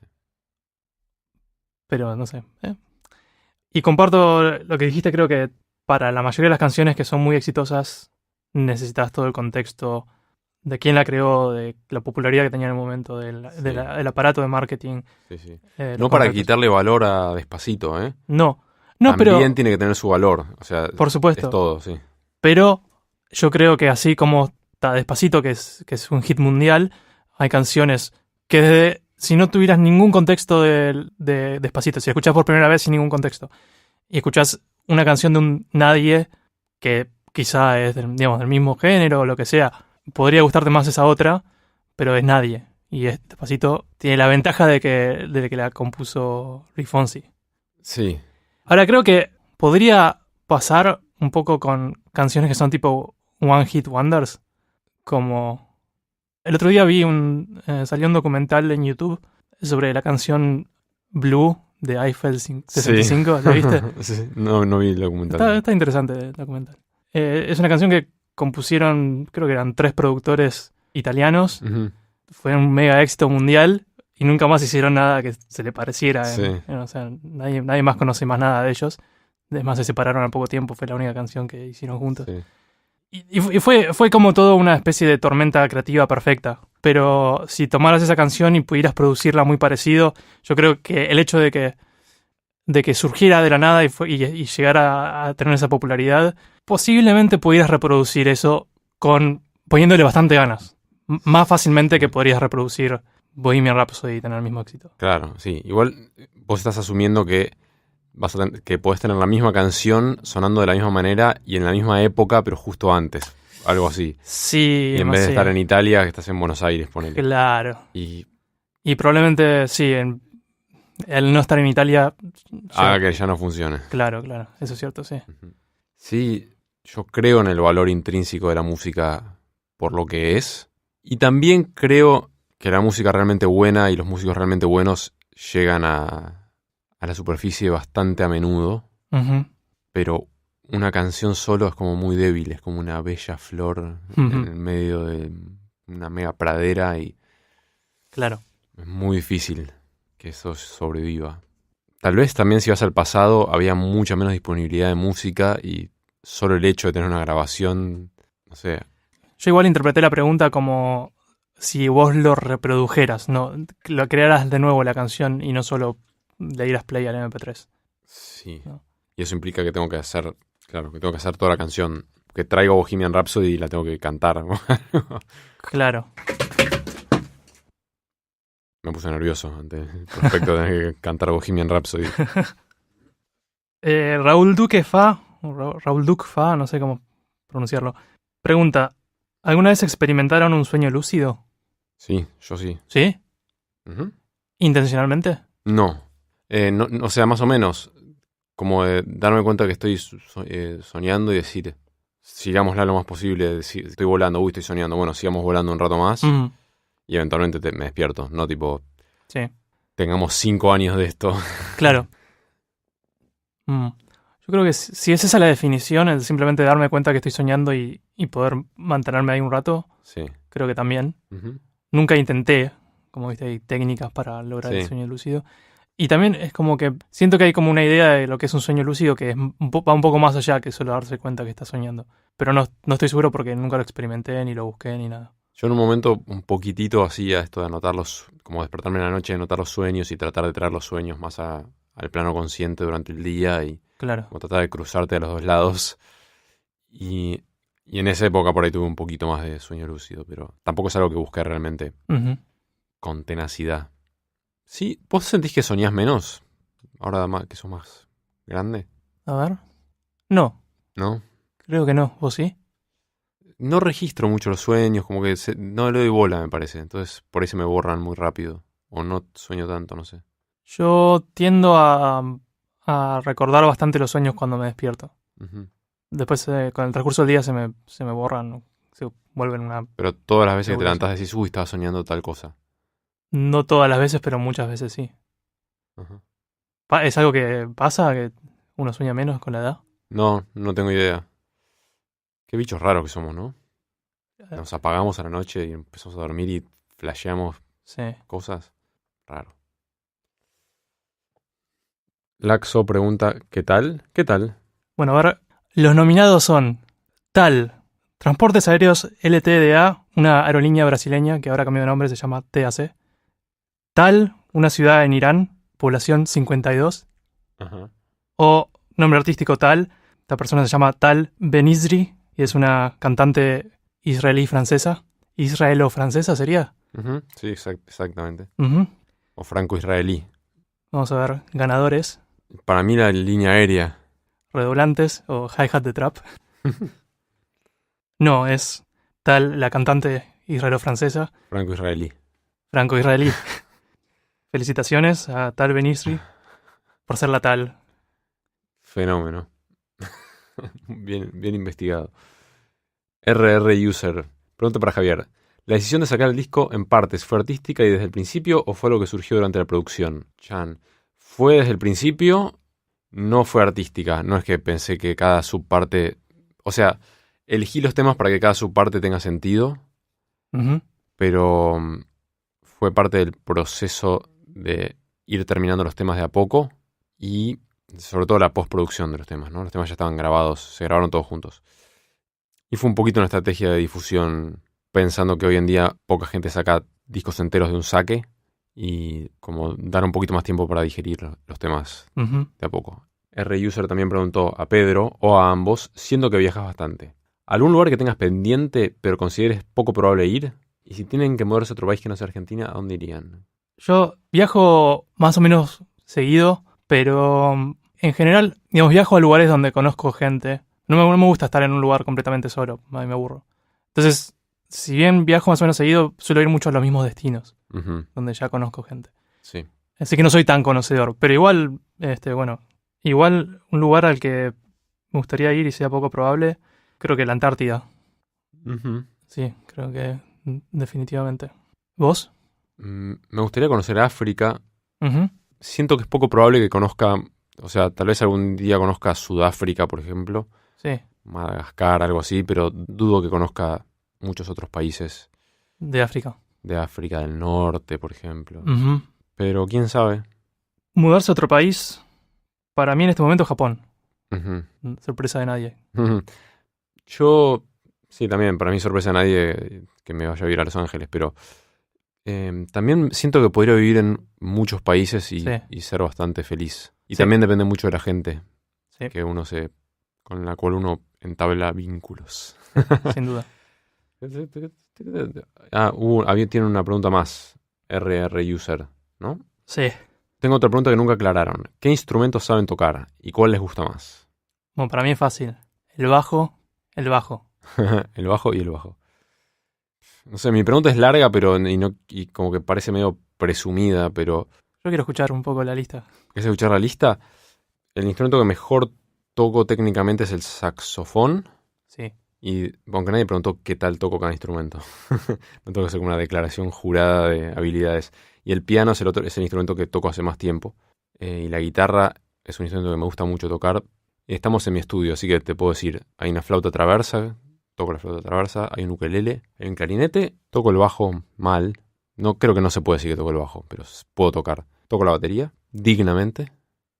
Doy fe. Y hay un disco en el que toqué la batería. Está disponible en internet. Dejo el link. Creo que termina ahí la lista. Están poquitos, pero sí, creo que termina ahí. No toco la trompeta, no toco el trombón, no toco corno, no toco ningún instrumento de la familia de los metales. No toco el arpa. Y me gusta mucho, como que tipo mi instrumento de isla desierta sería el piano. O sea, si tuviera un solo instrumento sería el piano. Es el instrumento más versátil y noble del planeta. La guitarra puede ser muy versátil, pero tienes que ser un genio, muy difícil. Claro. Ser flexible en la guitarra. ¿Y cuál te gusta más? Ah, ya dijiste el piano. Sí, yo creo que sí. Está bien. La voz es un buen instrumento también. Sí. Y te lo llevas a la isla desierta gratis. Espero. Nahuel MC o Nahuel Hemsi dice: voy recién por el episodio 11, pero bueno, creo que lo que más me interesa preguntarles es básicamente quiénes son, porque lo único que sé son sus nombres y una foto de Javier. Postdata, son los dos amigos que nunca tuve, recién tengo 17. 17 años o amigos. Un montón. 17 está bastante bien. Sí, una bocha. ¿Quiénes somos? No sé. Siento que como hay gente que está tipo en distintos momentos, hay gente que está tipo ahora escuchando este episodio, bienvenidos al episodio 50 y Sí. por ahí ya estamos por el 90. Claro. O hay gente que lo está escuchando y recién salió. ¿Quiénes somos? Sí. Es una pregunta muy difícil de responder, creo, porque ¿qué hace a uno? Sí. ¿Cómo condensás? Y sí, típicamente uno se define por lo que hace Sí. en el día a día, tu trabajo. Y A Pedro ver, es un programador que recicla sí. y le gusta Japón y el japonés. Me gustan los animales. Creo que nunca dije eso, o no sé si lo digo muy seguido en el podcast, pero me gustan los animales. Tengo un gato, Ujú. aunque no está viviendo conmigo en este momento. Mm. Y las largas caminatas por la playa. ¿De qué signo sos? El otro día me preguntaron eso para esos chequeos de identidad por teléfono, que te dicen, bueno, ¿y tú, cuál es tu cumpleaños? Y Ajá. te dan multiple choice. Esta fecha, esta fecha, esta fecha. Sí, ¿Y de qué signo sos? claro. Es buena Es bueno, sí. como chequeo. Eran varias preguntas más, pero Y sabes Claro. tu signo. sé mi signo, sí. Bien. Medusa de barro. En el horóscopo franco-iraní, franco-israelí. No sé, ¿me tengo que definir? ¿Querés hacerlo vos? Hacelo por mí. Uf, Dale. Me gustaría escuchar quién soy. uf. Creo que creo que es una persona muy curiosa. Me parece interesante de Javier que es músico y se dedica a eso. Y es muy profesional en lo que hace. Pero tiene tantos otros intereses fuera de la música. Pero eso es algo que ya todo el mundo se dio cuenta escuchando el podcast. Creo. Sí, lo mismo se puede decir de vos. O sea, vos no trabajás de el reciclaje y de pensar si la gente vive en una simulación. Sí, supongo. O sea, algo que Este- programes simulaciones. Y eso es lo que haces y por eso es tan top secret. Sí. El chabón está programando humanos. Igual para cuando llegues al episodio 50 vas a saber un montón de nosotros. Seguramente, sí. Si recién vas por el 11, creo que sí, tenés mucho material para darte cuenta de quiénes somos, en todo caso. Queda un largo recorrido, pequeños saltamontes. Pero honrados de ser tu amigo. Ujú.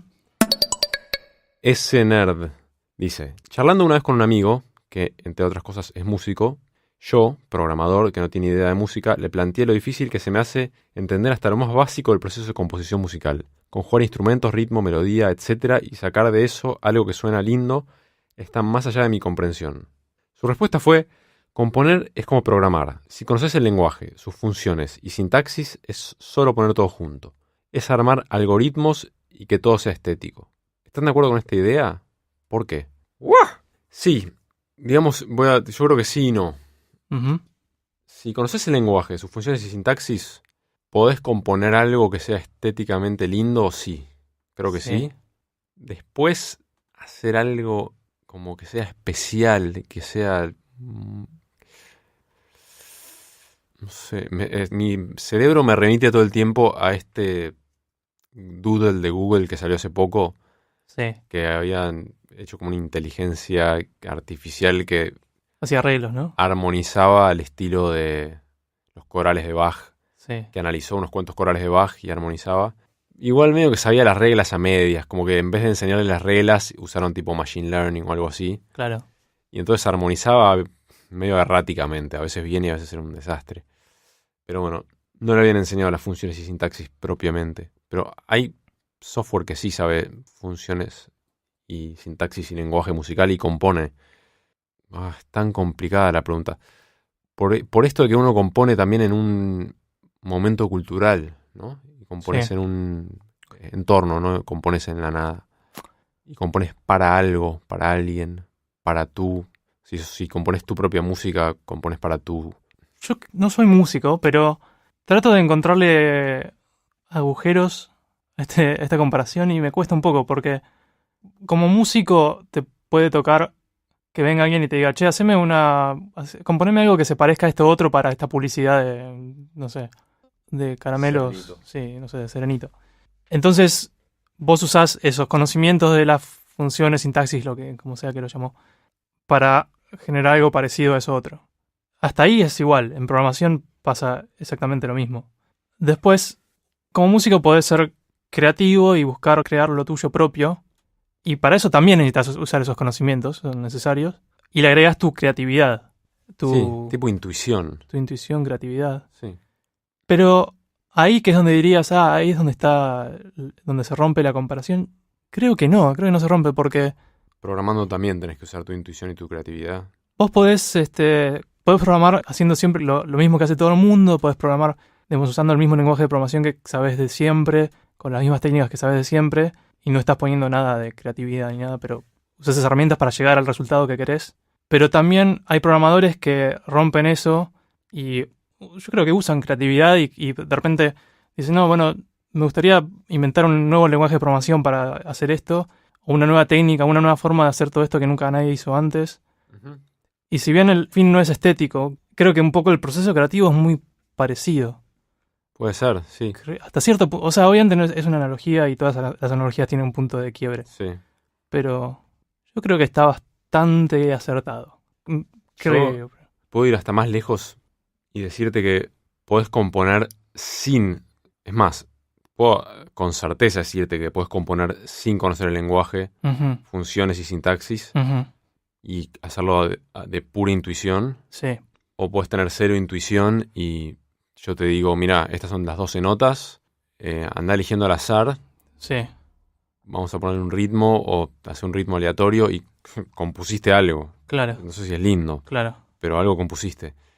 sí. Después sí, hay muchas formas de llegar a una emoción y no es que decirte, bueno, si quieres hacer una música alegre tenés que usar este elemento y este. O sea, hay muchas formas. Sí, no, claro, no es perfecta la analogía, pero No, pero sí, encaja bastante bien. pero creo que componer música es un poco como hablar, es un poco como si te haces... Sí, no es muy distinto a crear cualquier cosa artística, a escribir un poema, a escribir un Ujú, cuento, sí, a hacer una pintura, o claro. un objeto. Yo creo que tal vez predomina más cuando uno está creando arte, música, predomina más eso, el aspecto creativo y el buscar emociones que obviamente no están tan presentes en la programación, pero a veces están. Yo creo que están como, en una cosa y la otra están como desbalanceadas las perillas, de cuánto es una cosa, cuánto en una cosa es creatividad, emoción, esas cosas, y el otro es más lógica dura pero podés jugar con las perillas en las dos, me parece. Tengo un punto más, que tal vez es lo que lo deja perplejo a ese nerd en imaginarse qué es componer. Que es que cuando escuchas despacito, escuchas letra, escuchas un ritmo de percusión, escuchas un bajista, escuchas un guitarra o cuatro o lo que sea ese instrumento. Estás escuchando un montón de cosas, estás escuchando el arreglo, estás escuchando la grabación, la producción, la mezcla, y poca gente sabe hacer todo eso. Y te diría que nadie sabe hacer todo eso al nivel que requiere llegar al MP3 despacito.mp3. Claro. De hecho, fue mucha gente que lo hizo y, o sea, a menudo hay un tipo que sabe tocar el bajo y que es muy bueno en eso y hay, no sé, o a menudo el que sabe componer sabe hacer una parte de la ecuación. Y agarra la guitarra y dice... Y ahí medio que hizo la melodía. Y otro lo agarra y dice, quisiste decir esto. Sí. Lo pasó como una melodía un poco más tipo acotada. Sí. Y otro dice, le ponemos estos acordes. Do mayor. Entonces, claro, por ahí a veces parece como que componer es hacer todo de un saque. Y es más como secuencial. Sí, pero programar también. Claro. Por eso diría que es más bien análogo. Crowdon, o Crowdon, no sé cómo pronunciarlo de nuevo, pregunta, ¿por qué les cuesta tanto hacer episodios? ¿Considerarían hacerlos más regularmente si tuvieran un mayor ingreso vía Patreon? Son muchos los factores, pero este último tiempo, los últimos 6 meses. 6 meses aproximadamente, un poco más por ahí, 7 meses. Uh-huh. Estuvimos los dos de viaje, no al mismo tiempo, pero como que se solapó. Y entonces hacer los episodios, o sea, es más difícil cuando tenemos que coordinar entre distintos usos horarios, los horarios de los dos, hacerlo remoto. También pasa algo con el uso del tiempo, que sí. Si uno está de viaje, por ahí está priorizando otras cosas y como que reservar un bloque de 2 o 3 horas, compatibilizando el uso horario, se hace más complicado y tener un lugar silencioso donde grabar, tener el equipamiento a mano. Pero yo creo que más allá del viaje, ¿por qué nos cuesta tanto hacer episodios? Porque nos lleva mucho tiempo y los dos estamos bastante ocupados. Sí, eso es cierto. Siempre grabamos fin de semana, bastante tarde. O sea, seamos honestos, es sábado a la noche y le dedicamos el sábado a la noche a hacer esto hoy, porque si no, no había otra forma. Yo no tenía que tocar hoy, Pedro estaba libre, técnicamente es domingo, casi la 1 de la mañana, y es el momento en el que podíamos. Sí, y después está el tema de el tiempo que nos lleva editarlo después. Que ya hablamos. Que ya lo hablamos hace un rato, sí. Más que, creo que los dos pecamos un poco de, no sé si decir perfeccionista, porque no sé si somos realmente perfeccionistas. Si somos perfeccionistas fallamos bastante, creo. Claro. Pero sí, o sea, somos bastante detallistas y Javier lo dijo también hace un rato, o sea, a menudo no nos sentimos del todo conformes con la calidad de lo que hacemos. Y eso es como que a veces afecta un poco, creo, el humor al momento de editar. Al menos a mí me pasa que... Sí, no dan ganas de editar a veces. Claro, me voy a enfrentar contra algo que me choca un poco, porque a veces, por más que ya vamos 50 episodios, creo que nunca hasta ahora pasó que yo editara un episodio donde no en un momento dijera, pucha, ¿por qué dije esa estupidez?